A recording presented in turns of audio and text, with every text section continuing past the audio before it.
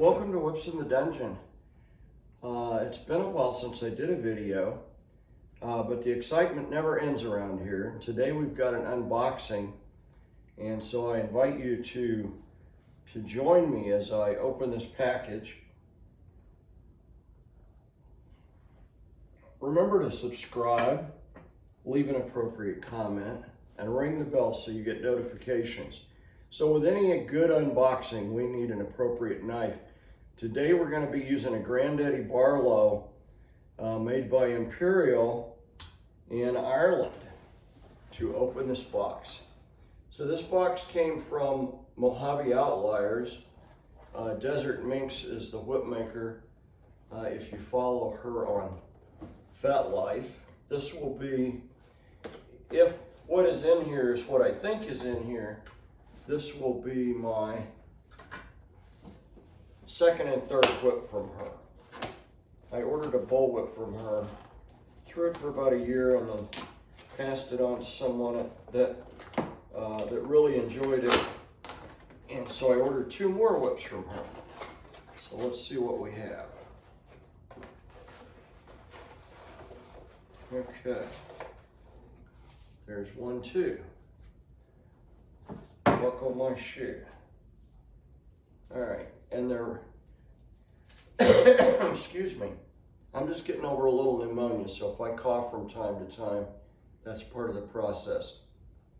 She wraps her whips in saran or pallet wrap to protect them in case the package gets wet in the mail.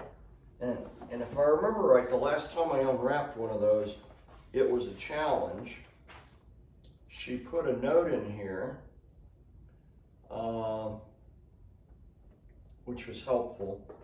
The first time I got a whip from her, she didn't have a note, but it says, "Thank you for your order. Start unwrapping from the tail. If you have questions or comments, you can contact me." She left her email and even a phone number and a note telling me to enjoy the whips. So the item description, signal whip, pair of 3-foot, 12 plat budget Boudoir mini signal whips in whiskey and saddle tan, kangaroo leather, shot loaded cores, Dyneema tail assembly, 850 Dacron bowstring crackers, and one saddle tan kangaroo leather pineapple heel knot, one whiskey matching with bolsters, and SSO diamond reversed, which I suppose is a plaiting pattern, but without getting them unwrapped, we really can't tell. So let's see if we can do this. She said, start unwrapping from the tail. Okay, so let's see if we can do it without this becoming a 20-minute video. So we're unwrapping from the tail, kind of like unwrapping a candy cane. Wraps it around like the barber pole. And so far so good. Looks like it's got stuck right here. Come on. Yep. All right.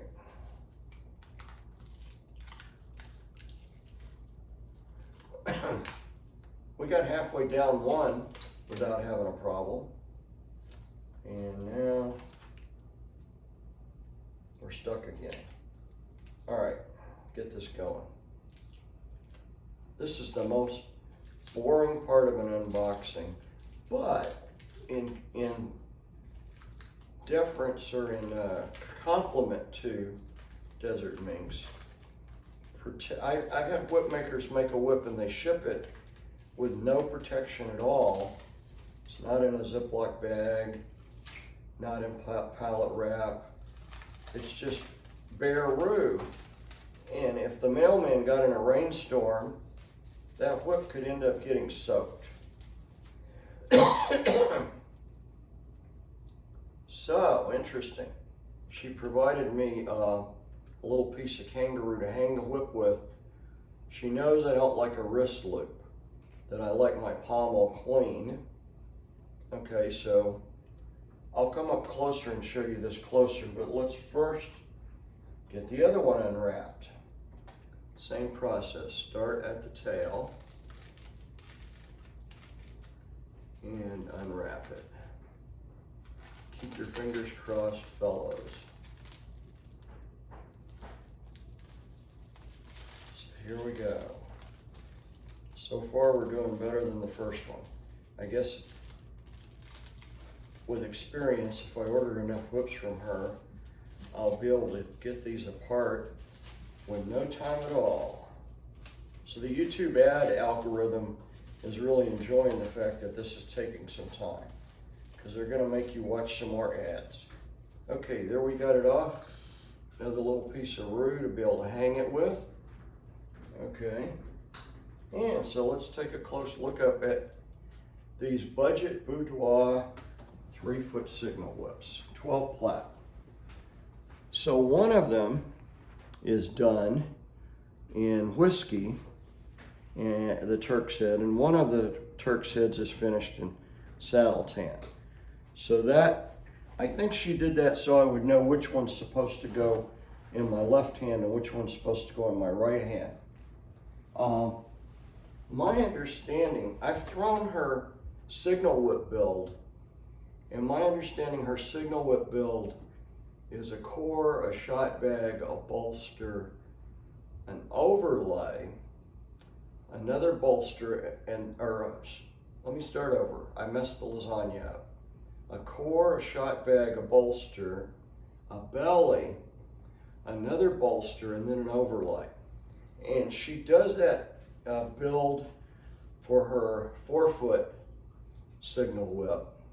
Actually, her 3-foot signal whip too. But when you go to her budget Boudoir signal whip, she typically only makes them in 12 plat. And if I have the lasagna correct, it's a core, a light shot bag, a bolster, and then the overlay. There is no belly. So it's just bolster overlay. Excuse me. I'm still getting over a little bit of pneumonia, so I'm going to cough from time to time. In my opinion, and time will tell, because this is the first 3-foot signal whips I've ordered from her. Her 4-foot normal signal build is, in my opinion, the best signal build of any whip maker that's currently platting signal whips. The budget Boudoir approach with a 3-foot whip, a 3-foot's a very short whip. It's going to get to its target very quickly, and it just doesn't need that belly to achieve what you need to do with a 3-foot. So why would I even order a 3-foot? My preference is to throw 4-foot and longer whips. Well, a 3-foot has a special place in a toy bag because often you get invited to a house party or a boudoir dungeon, and there just simply isn't room to throw a 4-foot signal. Certainly not enough room to throw a 4-foot snake or a 4-foot bullwhip. So a 3-foot signal has a purpose, and you can throw it, bow and arrow. You can come off the shoulder, you can throw it horizontal, and you can throw a forward figure 8. So when I started my 2-whip journey, of course, when I order 1 whip, I have to order a match set. So in this match set, I'm just joking, she made the Turk's heads a different color. I joke and say it's so I know which one goes in the left hand or the right hand. But with a match set, it literally shouldn't matter which hand you're throwing these with. And, a little 3-foot whip, I can throw a 4-count or 6-count Florentine in a very small space and go to a house party and still play with my whips. So these are very nice whips.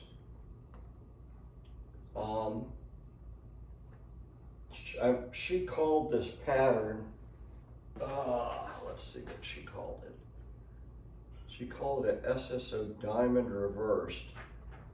To me, it looks like diamond platting up toward the handle and then at least what I call a variegated herringbone, but you know, everybody has different ways of describing.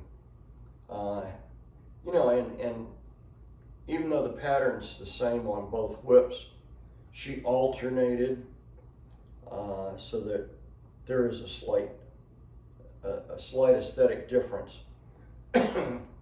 Now her Dyneema finish, she finishes the whip with an English eye made with Dyneema, and that's so that you can change the crackers out.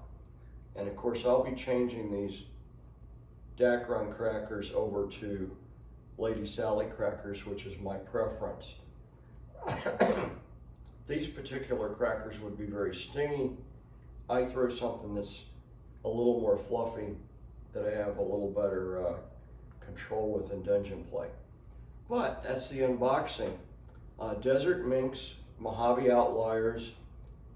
In my opinion, for a 3-foot signal, there's nothing wrong with the budget Boudoir whip. It's accurate, it does what it needs to do, and it's not overkill on the build, or what I have come to call the lasagna. We've been using the term lasagna back and forth between me and Johnny Ogren at Witchcraft Whips and Thea at Mojave Outliers as just a way to describe the build inside the whip. Kind of a colloquial vernacular, it's nothing official for sure. But budget boudoir. I won't say what I paid for these because, you know, pricing over time. Hopefully this video will be up for many years and Thea will be plaiting for many years. Prices go up and down. I will say they are